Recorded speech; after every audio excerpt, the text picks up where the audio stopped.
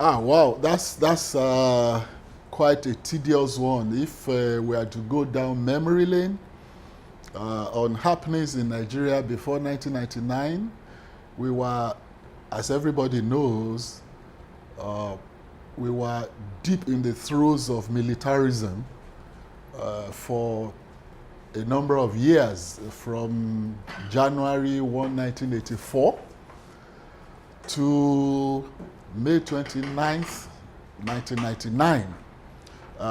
That's quite a number of years if you do the arithmetic.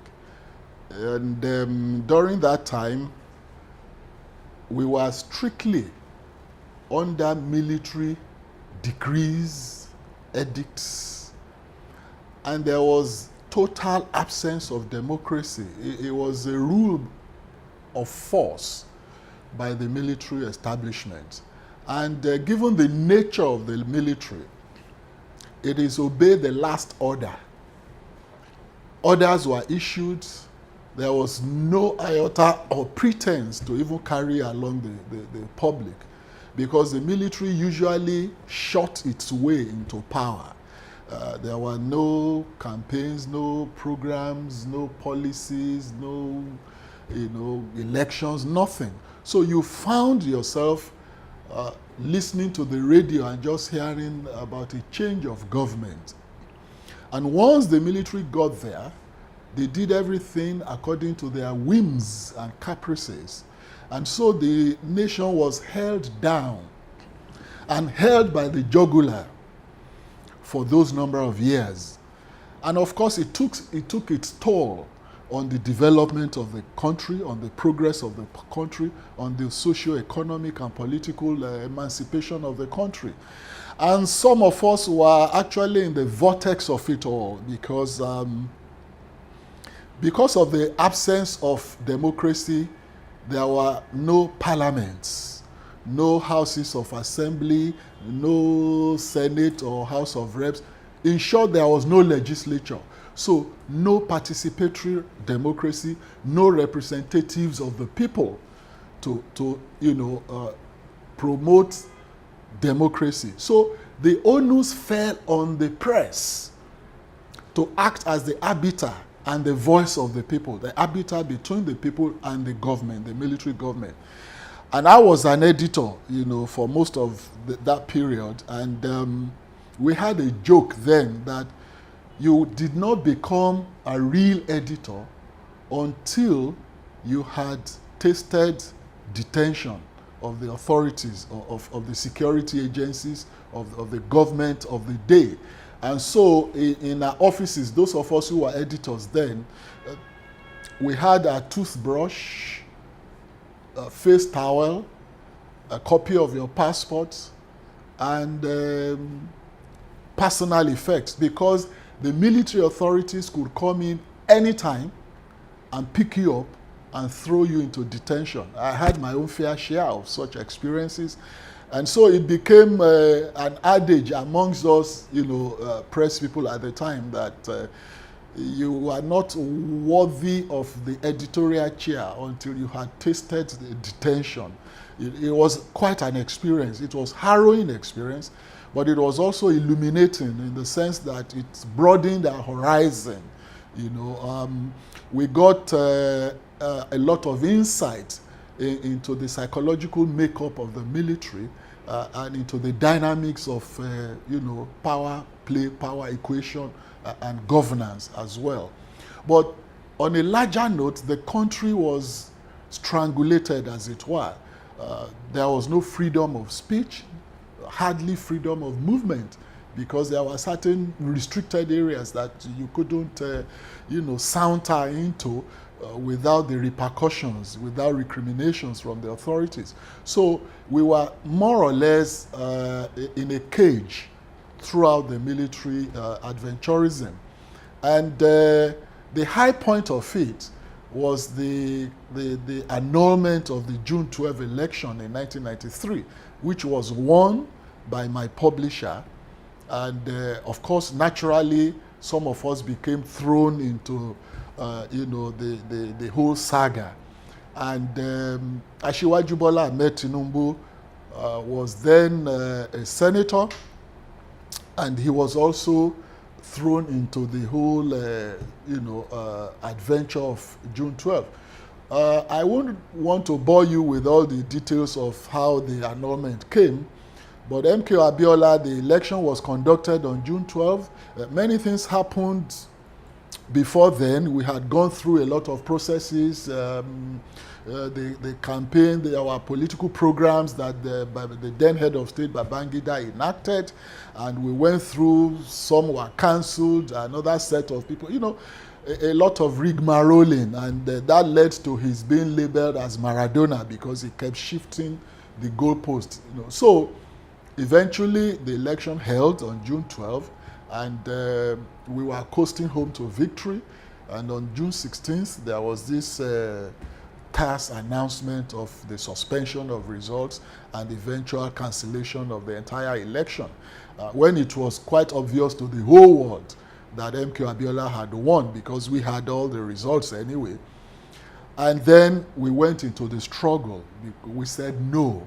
That was the highest assault on the sensibilities and sensitivities of Nigerians. So we said no. And then we plunged ourselves into the struggle. That led to the formation of National Democratic Coalition, popularly known as NADECO. NADECO was the apex of the struggle, and there were various levels of it, And Bola Ahmed Tinubu also became one of the patrons of the struggle. He was a very prominent member of NADECO, and there were so many escapades, that occurred. Of course, the military reacted as usual, violently and repressively. A lot of repressive actions took place. We were all being hounded all over the place. My office was shut down for more than 2 years as the Concord newspapers, because we were in the forefront, in the vanguard of the clamor for the restoration of June 12th. And Asiwaju Bola Ahmed Tinubu played a yeoman's role in the struggle as well. At some point, he was arrested and detained at Alagon here. And some of us were operatives at that time. We used to go there, get instructions from him on how to carry on the struggle outside. And we got the petrol, they have a name, the Pengasan or something, the Association for these petrol tankers and drivers union. We got them involved, and they cooperated. There was a massive national strike, which lasted almost 7 weeks at the time, all pressing for the restoration of June 12th. And we paralyzed the country at some point. And when the military authorities couldn't take it, they bared their fangs and hounded people. People were shot, people were killed, people were hounded out. Tinubu's home was firebombed in Victoria Island there, and he was also hounded out of the country. A lot of our leading lights had to flee the country. Professor Wole Soyinka, Professor Bolaji Akinyemi, General Akinrin Ade, a host of leading lights of NADECO had to flee the country. And some of us who were also carrying on as operatives at the time, the country also became too hot for some of us, so we also had to find our ways out of the country. And then regrouped in London at a point. And I remember vividly, General Akinrin Ade hosted the NADECO. We used to have the NADECO meeting in one of his flats off Edgware Road in London. And every Tuesday we used to have the NADECO meeting. Myself, the late Bekor and some Kuti was also involved. And at some point, Chief John Oyegun, who later became chairman of APC, was involved. Commodore Dan Suleiman was the only northerner amongst us then in London. And then the late Bobonwo Sisi and a host of others, and that was the nucleus of the NADECO abroad that sought and actually sensitized the entire world about the goings on in Nigeria and why it was important for the military to be taken off the stage. And back home, inside Nigeria itself, the late Papa Brahma Desoya led the NADECO activities at home with the man who's still alive now, Papa Chief Adebanjo, and a host of others who are late now, Chief Adekunle Ajashin. They all formed the nucleus and the apex of NADECO at home. And they also made life difficult for the Abacha military junta at the time. So these were the issues that occurred. Nigeria was practically ungovernable. We made Nigeria ungovernable for 5 solid years without firing a shot. The government was uncomfortable, and we sensitized and mobilized the entire conscience of the world against the military at home. So eventually, as Providence will have it, Abacha dropped dead in 1978, June, and quite sadly, MK Abiola also died exactly a month later, even on the eve of his release, because we were expecting him to be released. And I was the editor of his newspaper then, the Concord, and I remember that day, Dr. Doyin Abiola, his wife, who was our managing director and editor-in-chief, had called me from Abuja. She and a few of Abiola's family members had been invited the previous day to come and see MKO, because nobody was allowed to see him for 4 years. And so we were all very jubilant and expectant that he would be released. So Dr. Abiola called me about 12 noon and asked me to do a draft statement for her to tell the world that they had seen him and he was a little bit okay, and they were coming back to Lagos. I did the draft statement. Only a couple of hours later, we just saw the news flash on CNN that the man had died, under very questionable circumstances till date. And of course, spontaneous riot erupted in the whole of Lagos, and it spread to the Ibadan. The entire southwest became engulfed in demonstrations, protests, and riots and all that, And I had the very unenviable job of announcing the obituary of my own publisher as the editor of the paper. So, of course, you could imagine the well of emotions and all that. But as an editor, one had to have a clear head in such situations. And the first thing I did was to change the masthead of the paper from green to black to signify the mourning of the establishment of our publisher. And so that ended Abacha's reign, and Abdul Salami came on board when Abacha died. And Abdul Salami, I had spoken to General Abdul Salami as head of state and demanded the release of MK Abiola, as well as the NADECO chieftains and every organization in the country and internationally were all pressing for MK Abiola's release. I personally spoke to General Abdul Salami a couple of times, because we had known each other before he became head of state, and he kept assuring me that MKO would be released. But alas, the anticlimax came and MKO died. And a couple of days after MKO's death, General Abdul Salami called me and he was saying that he was sorry, he couldn't get him released before he died and all of that and all that. But that's history now. So, and then I visited him in Aso Rock, and I told him plainly that he had to quickly vacate the seat and bring in a government of national unity, that would be peopled with those who were actually in the vanguard of the struggle for democracy and all that, all of which he agreed to. And he also agreed to release all the other various detainees, the pro-democracy, people who had been detained and all that, and even those who were on exile.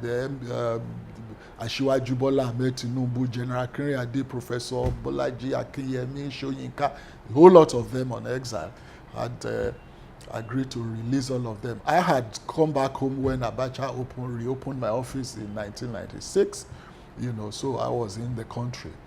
In any case, General Abdul Salami then brought out a program of a return to civil rule, and he addressed the nation and said his own stay will be brief, and it was actually very brief. It was barely 1 year, and then he returned the country to democracy. So in essence, that was, in a nutshell, what happened before democracy came on May 29th, 1999.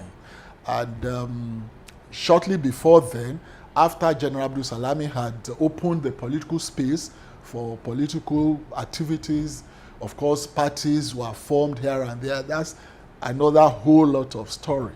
But parties were formed, the major ones being the Alliance for Democracy, AD, the PDP, and a host of others. And then Asiwaju Bola Ahmed Tinubu came back, after a stormy argument with the Nadeco people in London, in the US, and across Canada and all over the world. A lot of them didn't want to take part in the political activities that ensued, but Asiwaju Tinubu insisted he was coming back to take part in it. So he came back, and we joined forces together. And I remember he actually came back wanting to go to the Senate, and of course when he got back, a lot of things happened to change his mind. And I remember he was in my office, myself, Segun Babatokpe, and Tunji Bello, and himself in my office, in Concord then. And we said, look, my own view was that he had to go for the governorship because it will afford us the opportunity of coming to implement the programs and policies and the philosophy of June 12, which we were all part of, but that had been aborted, and he agreed. And then, we took on the whole challenge, and we went into the campaign and all that. He won the election after a very acrimonious primaries and a highly contentious election. He won, and then we started the business of forming a transition committee and subcommittees, for conceptualizing various policies and programs for the incoming Asiwaju Tinubu government. And so the rest is history. That's what happened before 1999.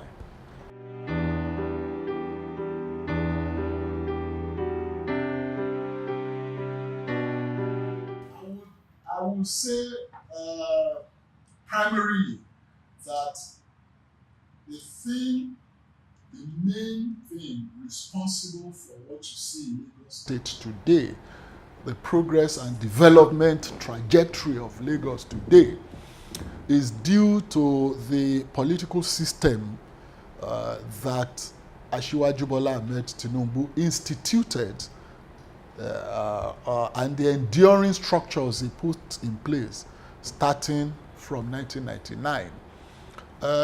I would say with all sense of modesty that Asiwaju Bola Ahmed Tinubu's political system is about the only one that I can see in the political firmament of Nigeria since 1999 that has been well grounded philosophically, and ideologically. If you look at the various other political systems in other parts of Nigeria, in other states and other regions of Nigeria, you have what I call an agglomeration of interests, views, groups, forming political parties. Ideally, by definition, that should be it. The political party should be an agglomeration of all of these divergent interests and all that. But the demarcation point with that of the Tinubu system is that those other ones are not grounded in any philosophical framework or ideological perspective or perception or even inclination. They emerged largely, in my own view, as platforms to protect pecuniary interests, not necessarily platforms for altruistic purposes, for the larger interest of the public, and for the envisioning of deep-seated political structures that would usher in real progress and development. Merely platforms for protecting pecuniary interests. And that has been the marked difference between the Tinubu system and those other systems. And that has been the necessary ingredient for the continuity of the Bola Tinubu system in Lagos State. Not necessarily without prejudice to the individuals that have occupied offices in Lagos.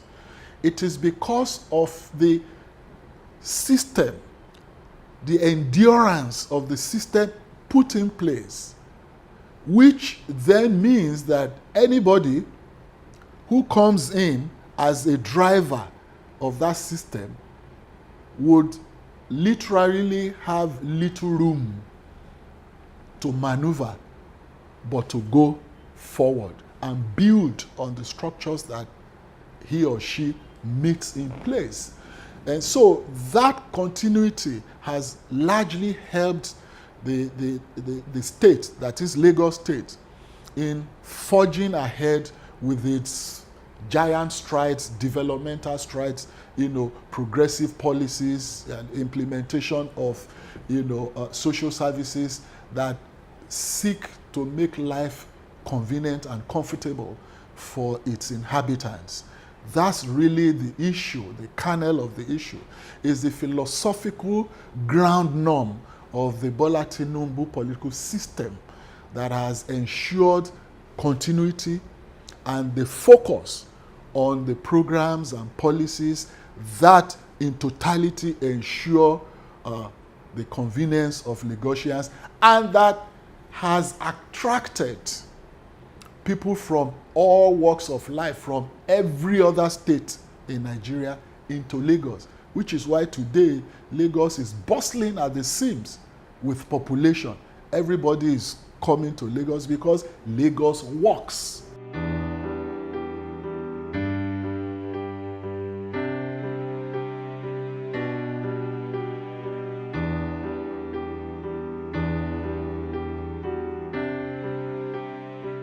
I will say the opposition is at liberty, to spew out inanities and mouth slogans that literally or metaphorically and figuratively mean nothing. It is just in the nature of opposition to criticize whatever it is, because they are also angling to seize power. So whether you are the best performer in the world, your opposition must seek to run you down. So I don't take such things seriously, because you also have to put this opposition and its people into proper perspective and context. What is the track record of achievement of any leading light of this opposition? What? Where? None. Practically none. Or very, very negligible. So therefore, they don't have the basis to make very intellectually rigorous criticism. If you must criticize, you must put in place viable and constructive alternatives. They're not bringing any alternatives to the table. They just say, oh, this man is a one-man rule for 20 years. Compare and contrast in other climes or in other states of Nigeria. What has been the developmental trajectory in those other states? They are all trailing behind Lagos State, which says implicitly there's something good in that so-called one-man rule for 20 years. And I now coming to the nitty-gritty of it, I will disagree vehemently that it is a one-man rule. No. It is a system. That's why I ab initio analyzed the difference, the major difference between the Tinubu system and those other systems. Because Tinubu has put in a system that is grounded in a forward-looking, progressive, philosophical framework. And it has an ideological perspective. Now, when you want to put a system in place, you have to establish the philosophy behind that system. That is the envisioning. What do you seek to achieve? Now, the methodology, how do you seek to achieve it? Right. And then the knowledge. Now, there are 3 attributes of leadership in any climb, a progressive leadership. The attributes are 1, vision. 2, knowledge. 3, the will, which is the courage. Now, you must have the vision. You must be able to envision long-term goals for your society or the milieu in which you operate.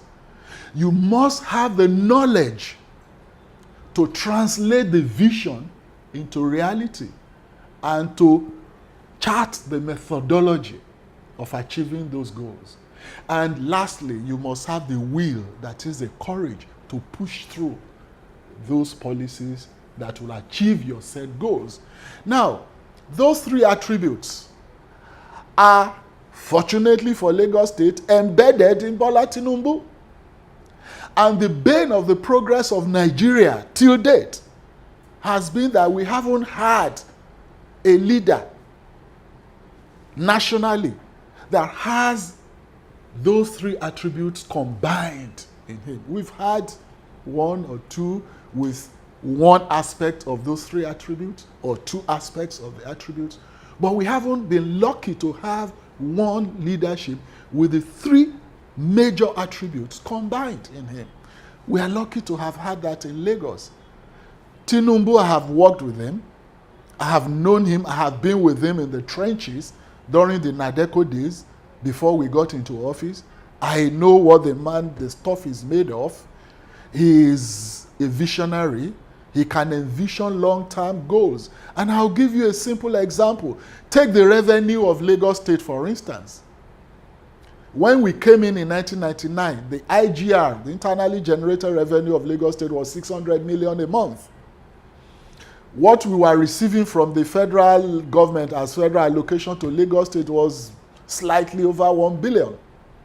Meanwhile, the wage bill alone of the workforce of Lagos, the civil service, was about 1.6 billion. That is excluding the tertiary institutions, the judiciaries, capital expenditure, the administrative charges, and all of that. And then the man put on his thinking cap and he started crafting what we call social engineering, And by the time we were in the executive council and he brought out a memo into the exco for us to discuss about how to make sure that Lagos was put on a path of financial recovery and eventual path of financial independence. We argued for weeks on end on that policy. And he insisted that was the way to go. And we started implementing those, the mechanism that he had put in place. And I remember vividly, at a point in 2005, after we had started implementing those policies and putting the mechanisms in place, the IGR started climbing. It started climbing.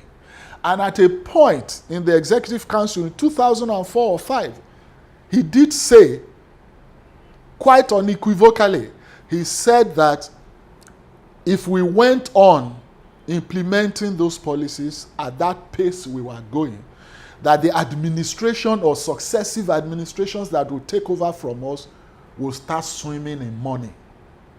And it became prophetic. Today, the IGR of Lagos State where it hovers. There's no state in Nigeria. That is what we call visioning. The guy is a visionary. And he's got the knowledge. And he's got the will, the courage to push through those goals. I remember even there was a particular one to demonstrate the knowledge. We wanted to embark on radical and massive infrastructural development and renewal of the urban centers of Lagos. That was when we proposed dualization of Yaba to Itire-Lawansin. These Awolowo roads that you see there today, Awolowo Road was only 2 lanes. We dualized it without demolishing a single structure on Awolowo Road. That was close to 20 years ago. And till today, you don't see a single pothole on Awolowo Road.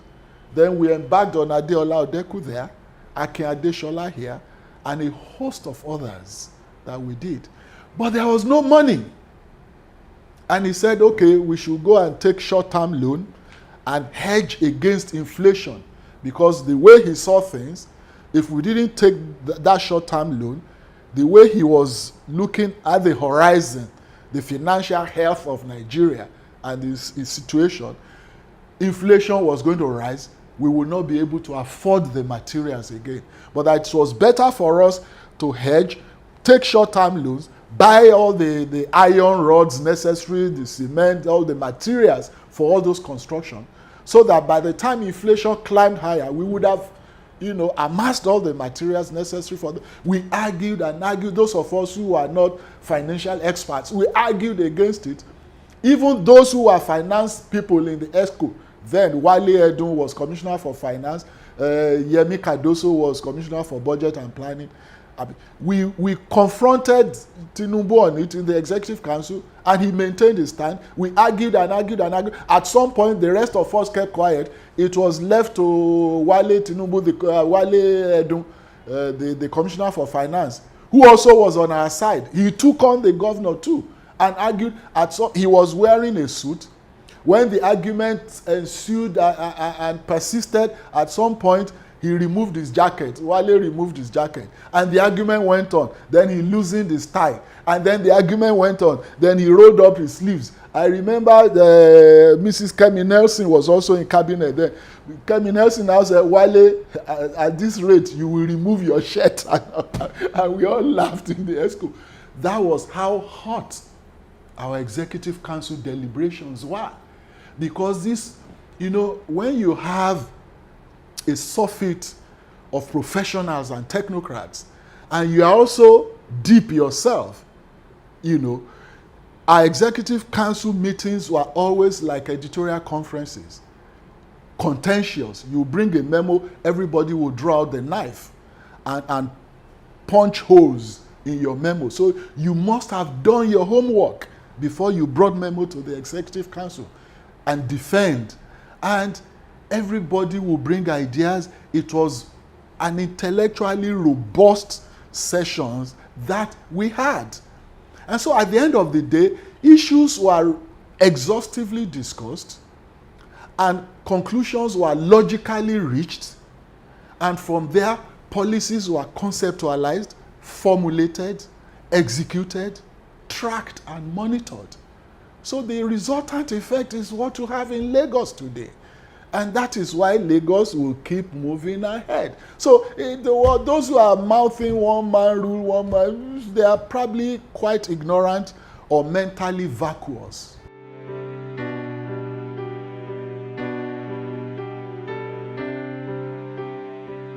Number one, let us establish some parameters and fundamentals.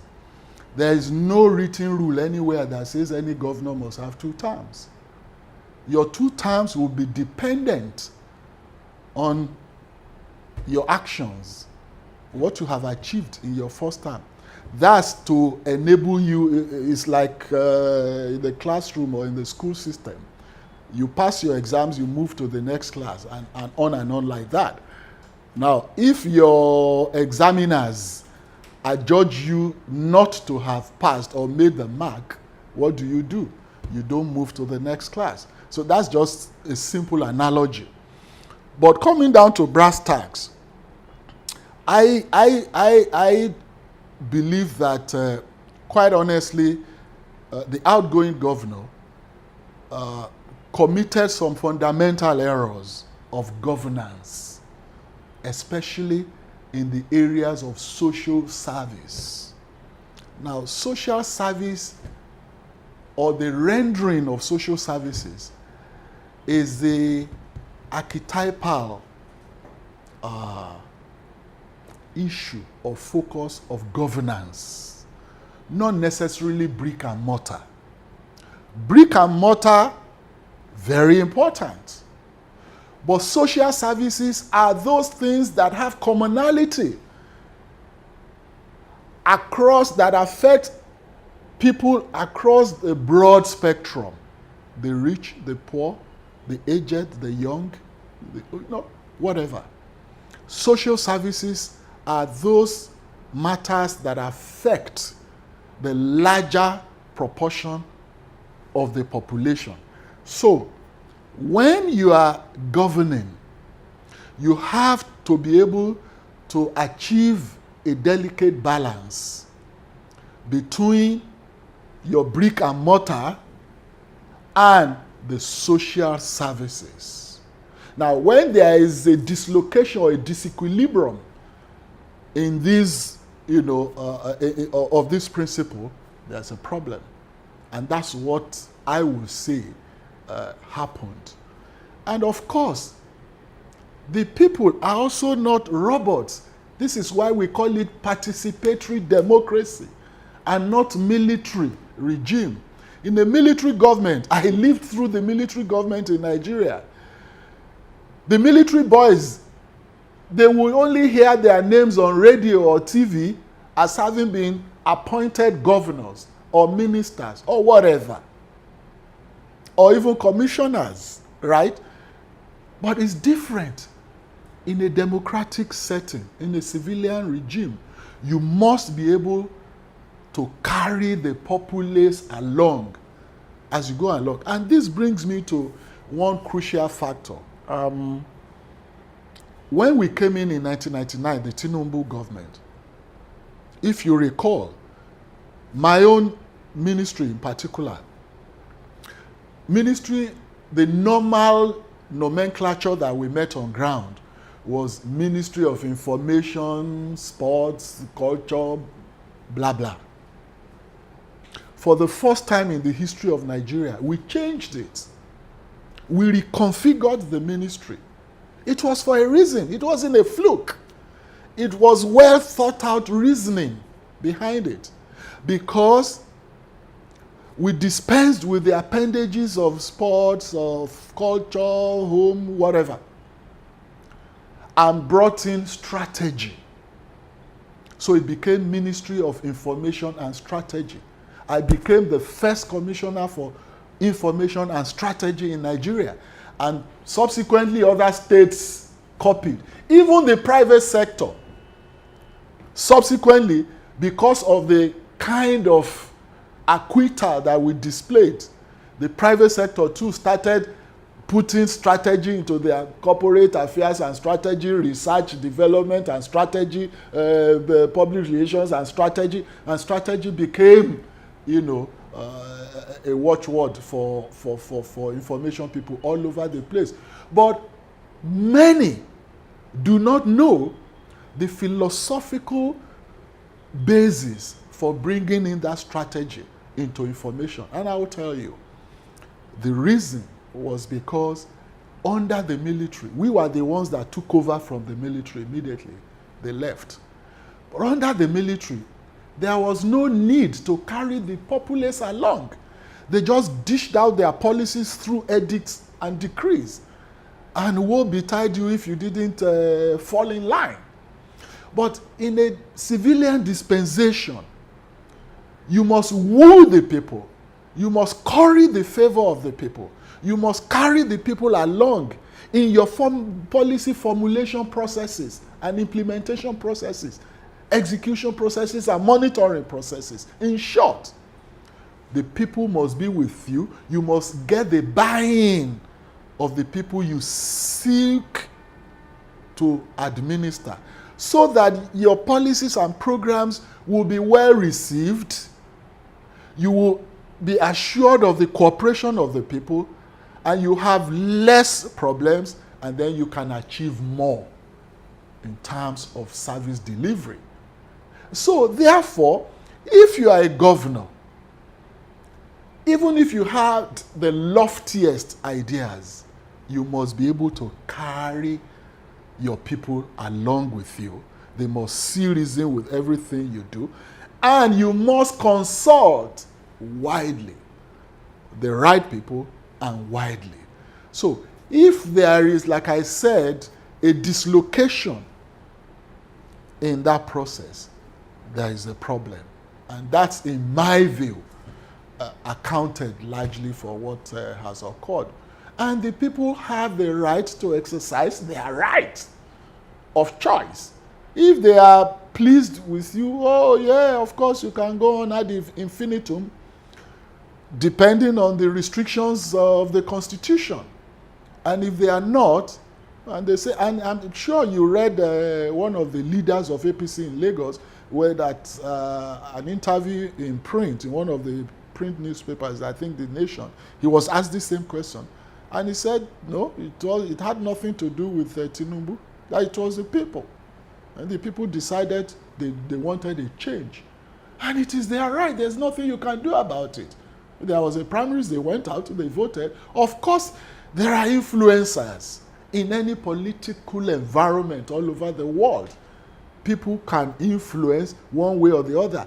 But the people they are influencing are not robots.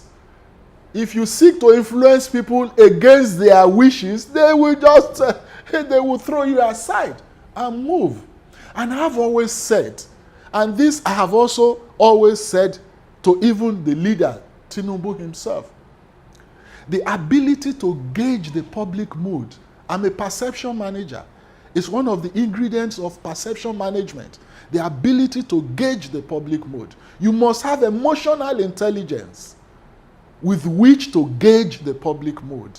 When you are able to gauge the public mood, a wise leader, if a wise leader wants to go the right direction or to the right, and the people he's leading are clamoring to go to the left, and he has tried to persuade them to go with him to the right, and they refuse, if a smart leader will jump to that left and lead their march to the left, and thus he will retain his leadership. But where he does not have the emotional intelligence to gauge the mood of the people he's leading, and he insists on going the right when the people says they want to go to the left, he will lose his leadership. So when the issue came up and there was a groundswell of agitation for a change, what did you expect Tinubu to do? To say that no, to insist? He would lose his leadership. You have to be a smart leader.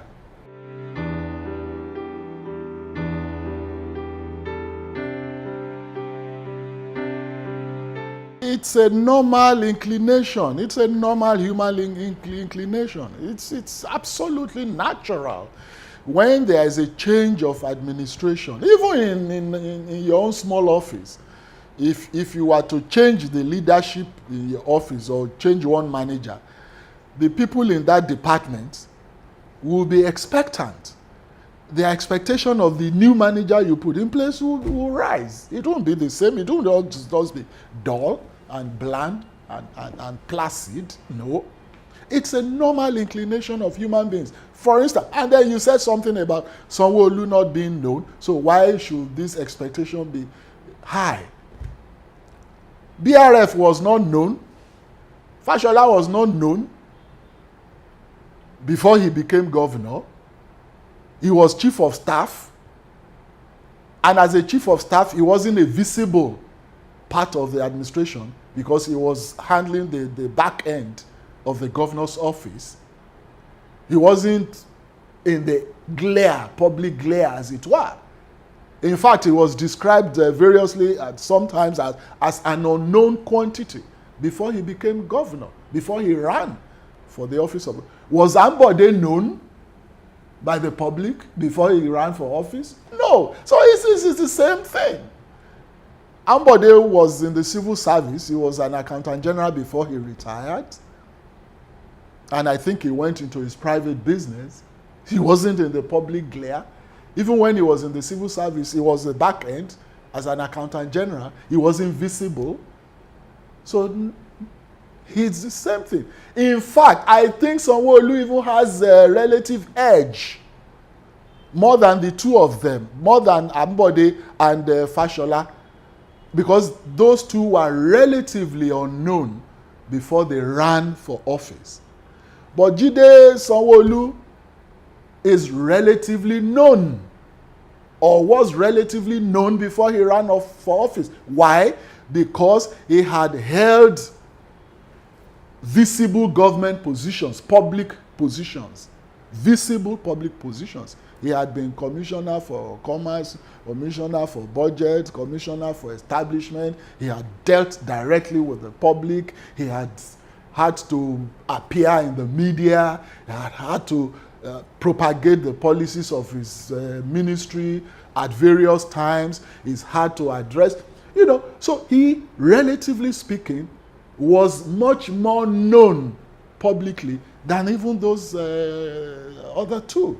So it is natural for the people or the people's expectation to rise when there is a change or when there is a transition from one government to the other. In fact, let's even assume it's the same government. The expectations will still rise. Let's assume it's the same person that is coming in. As long as one administration is ending, another one is starting, people's expectations will naturally rise. And in this instance, like I said, because of the immediate experience in terms of the state of social services in Lagos, it is also natural for the people to expect Sanwo-Olu to come and perform magic in the areas of those social services that they perceive had not been at par, with their expectations. And you can name some of them. I want to wish Babajide Sanwo-Olu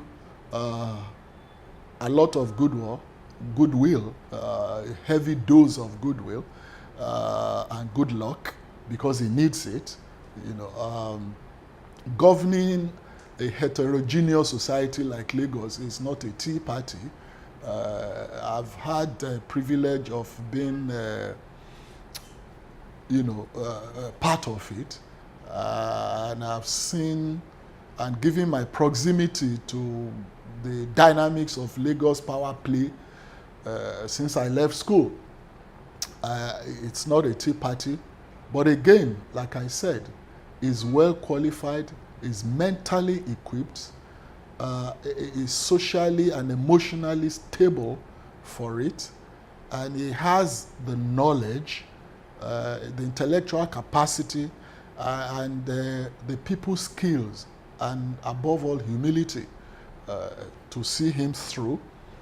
And his deputy is also quite knowledgeable, humble, and all that. So they share a lot of attributes. So I think it's a very fantastic combination, and I think Lagos State is quite lucky to have this team coming in.